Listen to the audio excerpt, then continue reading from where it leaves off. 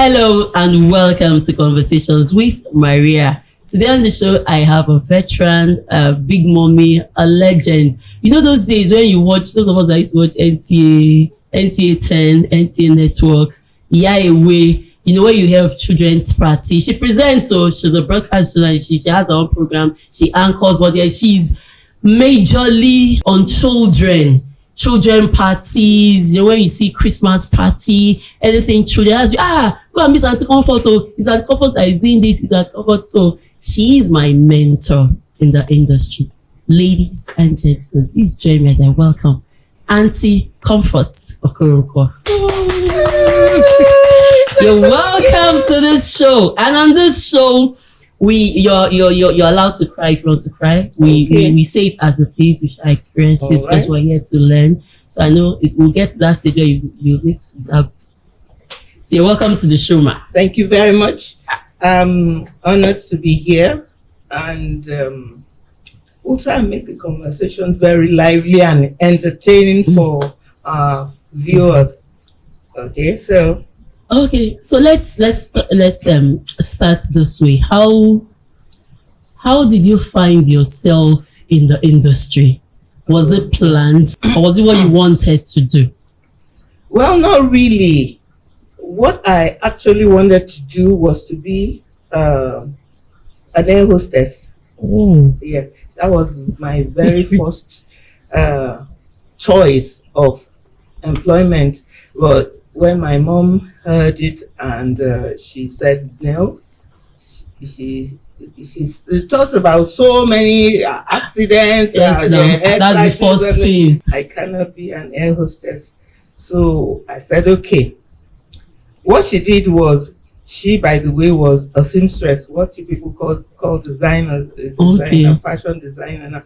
She was a seamstress, and after my secondary school, I think she told one of her customers that her daughter has just finished and she's looking for an employment for her. So the lady said I should write an application. So I wrote an application actually to my first place of employment was the Nigerian Ports Authority.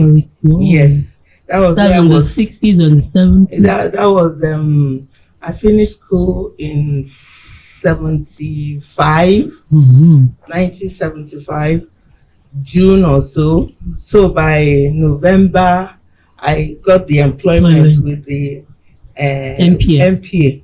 So I was there from 75 to 79 when I joined NTA. But before joining NTA, I was interested in acting. So I used to act on radio, and then TV, for better, for worse, Village Headmaster, and it was in one of those meetings that I told Uncle Jab that I would like to work at NTA. So he said, I said yes. So he said, okay, bring an application. So I wrote an application, gave him an application, and well, when I was actually invited for an interview, I wasn't around. I was in Kaduna. Flex join. So when I came back and I was told, I quickly ran to NTA. And there was no phone. No phone. I quickly ran to NTA, and behold, because of me, that interview was cancelled. Did not hold. Can you imagine? So I was opportune to attend the one that was actually held for you. And well, I got the employment as an announcer, continuity announcer. That's NTA Network, Victoria Island. NTA Channel 10. It was known as NTA Channel 10 now. It was just one NTA. On Victoria Island. So that was so it was later they now had NTA Channel 5. NTA Channel 5 and all the other NTA stations around. Yes. And it was challenging. It was nice, and you had to give your all. And we were trained we were trained. We attended FRCN training school, and you had to get your arts right, because while on duty, if you mention a word that is not right, if you misspell or mispronounce or mispronounce, that alone could take you off air for some time until you learn how to, especially Nigerian names. Then my manager programs was Mr. Alalade, and of course Patrick Oke was my principal presenter. We had Aunty Shadima quiz and so many other people. So would you say you learned on the job? Yeah, there's always room for you to learn on the job, because I didn't have any experience. I didn't have the degree for the mass communication. So it was while I was there that I went to the then you had the qualities, yes, that they will see, know that this person is trainable. Yes. So let's talk about professionalism then and what we have now. Right now, I think people are just interested in the glamour, the glamour aspect of the job, not really giving the best in terms of the total overall pronunciation, presentation, and all the other research that comes with the job. Yes. So looking back now, what would you advise the upcoming ones? No, to always strive to be the best, because it's not everything that you'll be taught in the classroom, or you have to also on your own seek for knowledge, watch other professionals, sit in front of the mirror and do and then read, make sure you are versatile in small things, have an idea of everything, in sports, entertainment, politics. Yes. That's just it, and just try and be yourself. Don't try to copy other people. And be natural. Be natural, be yourself. So that's just okay. So let me take you back to the acting part when you started with the village headmaster. For better for worse. For better for worse. Player of the week. Even on radio, I was acting on radio with sets. Were you part of Corporate? No, I never acted in Corporate. I visited the location while I was in Jos. How many years were you at NTA before you retired? How many years? I was at NTA 35 years. 35. And I did all the 35 years at NTA, plus the 4 at Ports Authority. So overall 39. But still under 60. I retired while I was 50. I think 54 or so. From NTA. From NTA. Okay, so live after then. You produce Our World now, the children's program. So what's this thing about children? You and children. The children's party at NTA, Christmas, Easter, the fun fair, and now you're on your own. Our World. Building talent. I love being around children, because with children there is no pretense, no jealousy. They quarrel and settle immediately. They don't know how to be malice. Yeah. I love working with children, because that's the time you lay the right foundation. If you know what you're doing, that's the time you let them know what is good and what is bad. And particularly not letting them be abused, because I went through that kind of abuse. Yeah. That's why parents should be very, very observant and take care of their girl child, look after them seriously. Like that. So the advice would be for parents to keep an eye have a second. I don't know. Even at the back. At the back for the children, there's this saying in Yoruba. I can't remember that. Just put your eye everything, but don't leave your children, especially the girl child, with anyone, so that they don't become vulnerable. And yeah, I don't even like a man carrying a girl, a young girl that is not his daughter. Somehow, there was one day I was passing somewhere and I saw this man carrying a baby girl that wasn't wearing anything, and the mom was just there. Okay, I was traveling at the motor park, and I went to the woman. I said, "Ma, please, is that man the girl's daddy?" She said no. I said, so why are you letting him carry her? And she's not wearing anything. The way she looked at me as if, what's your business? I mind your business. You look like face front. But then parents should actually I think there should be more enlightenment on it and education. Even a dad too shouldn't be comfortable carrying the daughter naked. No, I don't think. Because the devil can just, okay, let me just try some. Let me just put this small finger. You know, some men are horrible. That's a good one to learn. So let's not talk about love. Have you ever fallen in love, or how was it when you fell in love? Hey. Have I ever fallen in love? Hey. Oh, I'm a very romantic person. Yeah. If I like you, obviously, everything about you I would like. But the day I say no, just be pushing.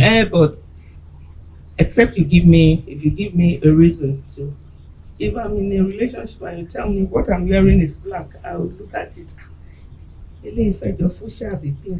But coming from you that it's black. Black in you. Black in you. So it's 100% total 100% until you mess up. One road straight. No looking back. And then when I look back, love me. My dim me. Mama, the reason for not to love you, no. Just felt you're done. I'm done. I'm done. There was this relationship I had. It was all done. So, and somehow, I didn't know that the guy was also seeing somebody else. And you know, well, he will string me along until I think a week to his wedding. I didn't know until I just found out. I'm telling you. Who's getting married? The meeting to But when I heard, I said, okay now. I was going to go for the bachelor's evening. Or the friend I was supposed to come and pick me. So I shelved it. I didn't go. Yeah, so the next morning, I was going to the office and I passed through where the reception was going to take place. I broke down. Started crying. I cried to the office. And Aunty Ade was like, when I got to the office, that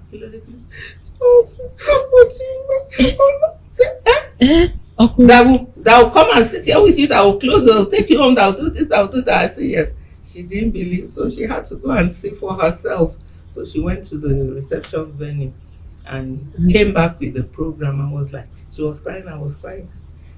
You didn't go there to wait for that time when the pastor will say, is there anyone here? No, I didn't go to the church. I said I was passing. I was going to the office. No, I'm like, he wants to get married. I didn't even know. And you now found out. I found out. Then on the wedding day, why didn't you go there to wait till when the pastor will say, is there anyone? To me because I was so much in love with him and I was broken and so. But do you know the funniest thing? Young ladies watching, don't do what I did.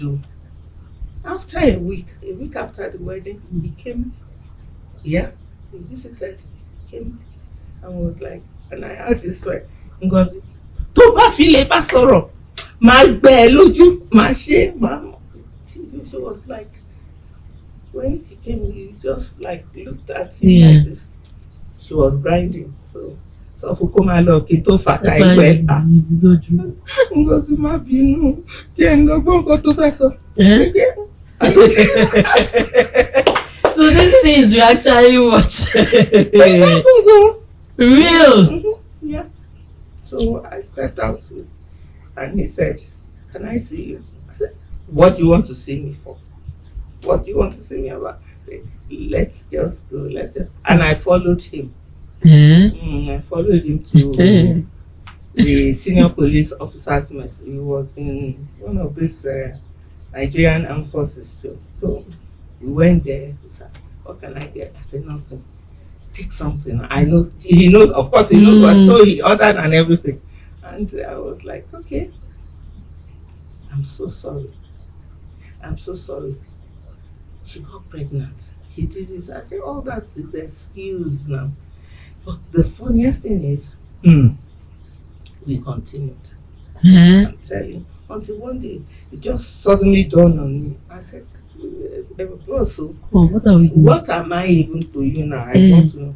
Second wife to be, mistress." Even if you know, if it's second, okay, let me allow you to talk. Second wife, if you agree. So I was like, I'm confused.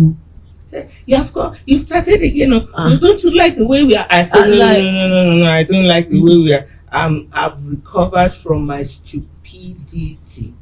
From today, no more. And that was it. He kept coming, kept doing all kinds of, everybody in my compound knew him. In fact, when he comes with gifts for everybody and everything. But that is until he died. He died. And the madam was, because one, there was a lady with him when he died. I said, "Is it comfort?" Immediately. It's not comfort too. But that was what happened. And since then, you had a switch. You've not been able to fall in love with someone. Yes. I have like trust issues now. So that was what happened. But why was there not a discussion before got married?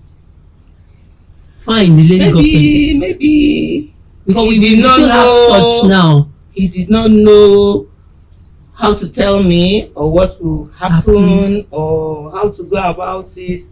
It was a friend. We were just talking. I was say, will you be there? Yeah. But he tripped me. So love is blind, like they say that love is blind. Love is blind. Doesn't see. Not really blind. But I think when you saw was when the love ended. When I realized that was this. Why am I wasting my time? What just let's be friends. I cannot be friends with you. I say, well, too bad. With me, I will be friends with you. But he comes around, and there was a day I was very ill. He came. He took me to pharmacy, did all kinds of things, and he was always checking on me, checking on me. I think he made a mistake, and it was difficult for him to correct it. Yeah, well, eventually I said it wasn't meant to be. It wasn't meant to be. If it was meant to be, something would have happened now. Okay, so now that you're in your 60s, so what? Do you have somebody for me? No, but is it true that people still fall in love at the age of 60 or in your 60s, if that's correct? People fall in love before uncle. I see some people get married at 70. Some say they don't. I'm still going to. Maybe you'll be my bride. But I will. Why not? You know, I'm always at home now. So if you find someone now, you know your age definitely, and says, but like one lady, like here you say she pressed to being partner is my partner. There's no marriage, but it's my partner. So, but this person says no. I don't want to. No, but we cannot be partner because that and you're now a Christian. You're born again. Yes. Back, so I was even going to say, I was telling my friends, ǹjẹ́ àní rí pastor báyìí? Carry pastor. Let pastor call all the widows, all the matured people, single, matured singles in the church. Cause she get together. So and you should know that these ladies, ladies now, that these mamas are still in the market. So we need companion. Pastor say we are all elders. So elder only him. Ṣé elder only love ni? Ṣé elder only ẹ̀jẹ̀? Lára. No, but you need a companion. So this age, do you miss it or you feel it?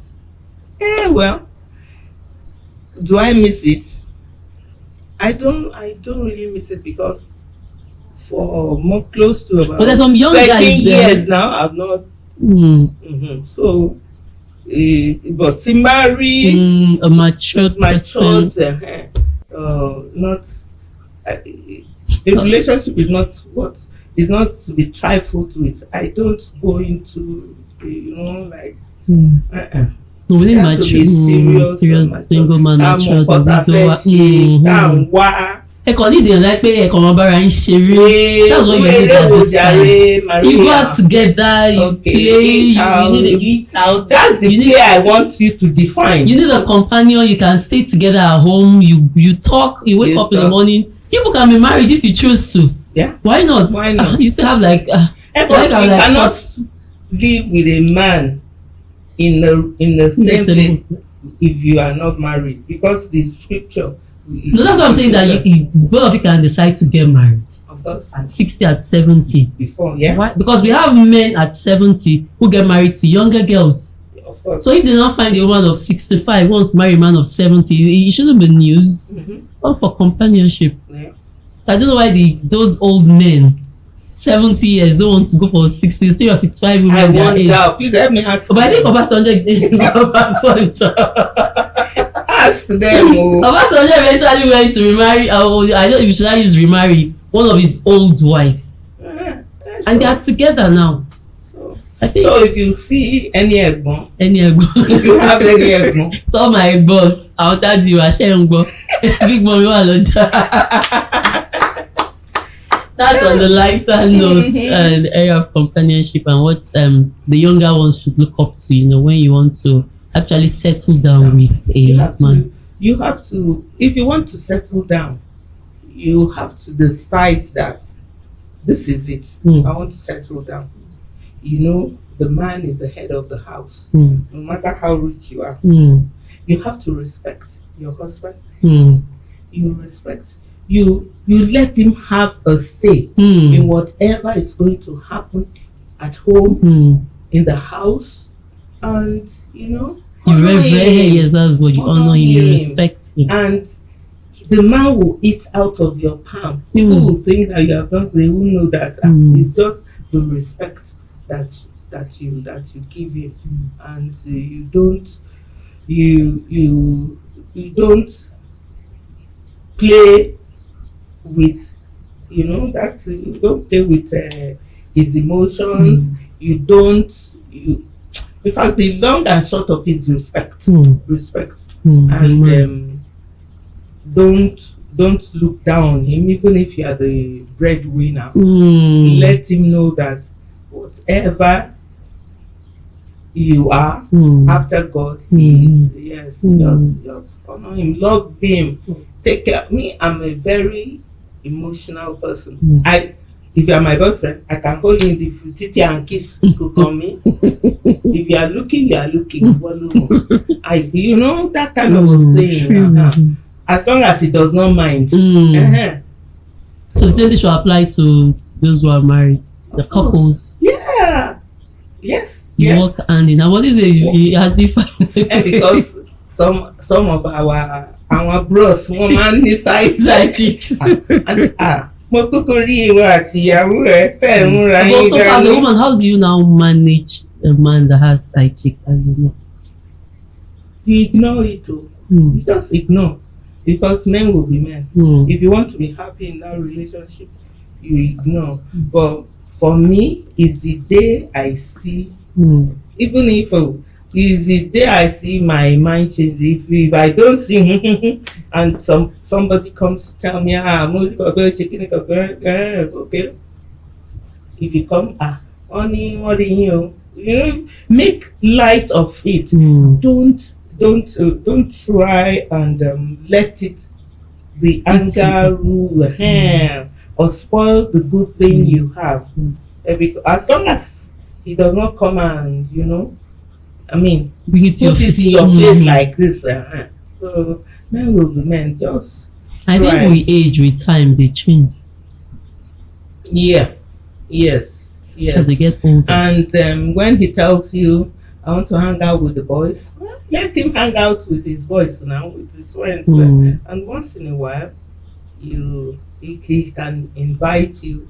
And you also have good friends. They will go hang out and discuss their wives. You said you go hang out and discuss your bros. Yes, too. So you learn from one another.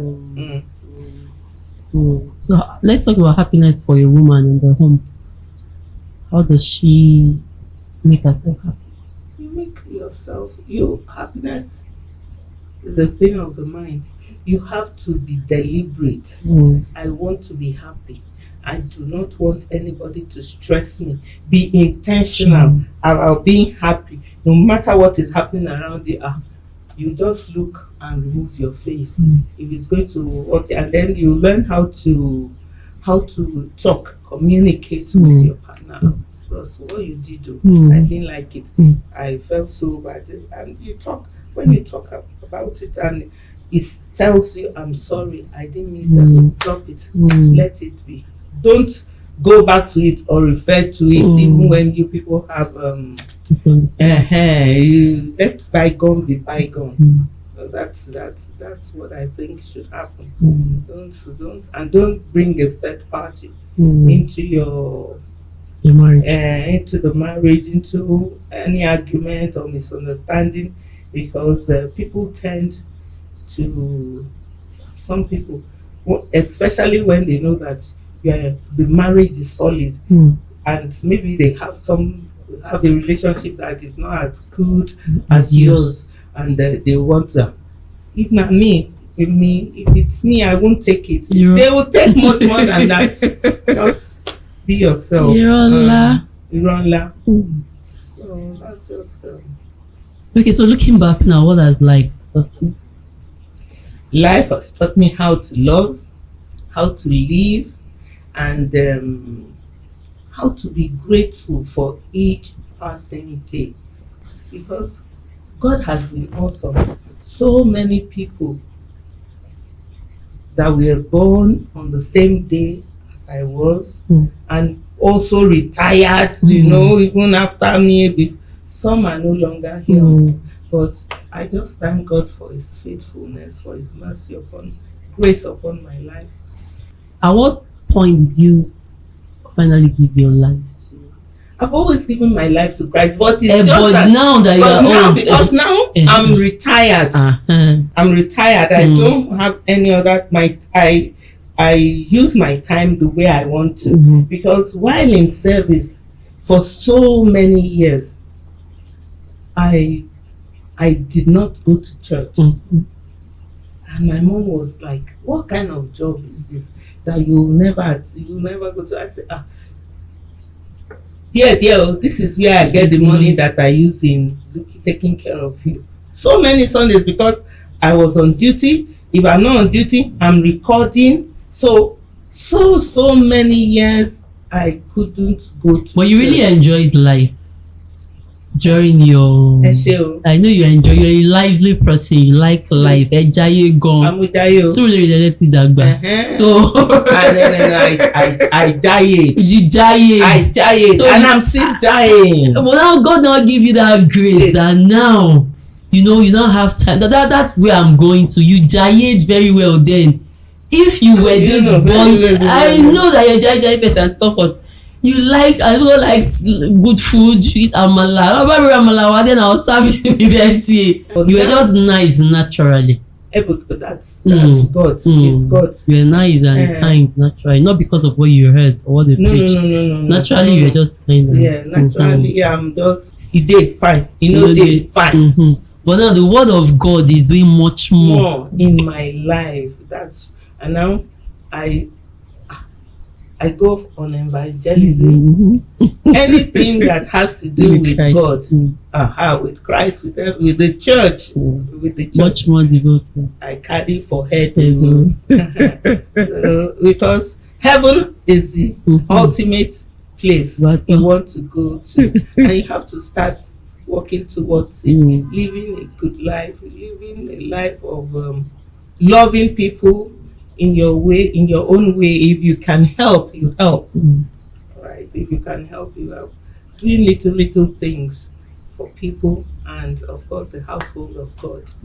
Yeah. So where do you intend seeing our world in the next 5 days? You have I told you I'm owing AIT 15 million. And I was last week I said to myself, okay, maybe I should do a GoFundMe account. And then I researched and found out that it's not applicable in Nigeria. I was like, but God has a way of doing. I can just write and ask them to write it off 15 million. Time, but to perish now, so, but people like Chief Tosi Dokasi, God used in blessing me. Namure, so many beautiful people, and the boss lady herself, Maria Olasaiji. And you see, some of you people, some of the agencies that promise to support to write some of them. You should help me remind them. Please follow up with them so I can settle at least up to a point. Settle AIT before. So where I see our world celebrating its 10th anniversary. It was 7 last year, and God has blessed me with lovely children, the presenters, and some of them are universities. Yeah, good parents that at the moment's notice they'll say, we have a recording, and they say no problem. People like you, at times children, some rare occasions, they won't go to school that day. But they enjoy themselves. So they want it's God. Yeah, it's God. So I see our world going places. The ultimate is to interview the president, the first lady, and some other people. That will really make an impact on the children. Thank you very much, Ma, for coming. Thank you very much for inviting me.